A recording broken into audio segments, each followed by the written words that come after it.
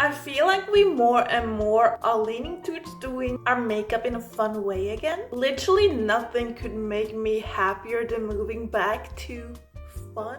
I also see people put a lot of fun colors under their brow bone, so I thought I would try that today. It is very subtle, but I like it. I'm gonna add some Pearls Gone Wild though as my highlighter here and finish off with a gray underneath. Oh, I like this a lot. With my base, added some glitter though.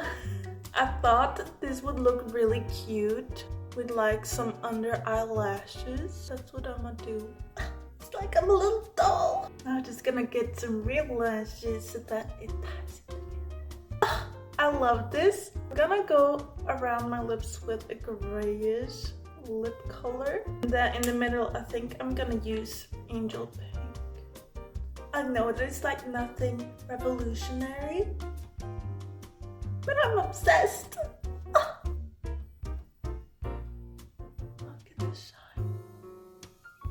Oh, makeup is so much fun, the way it should be.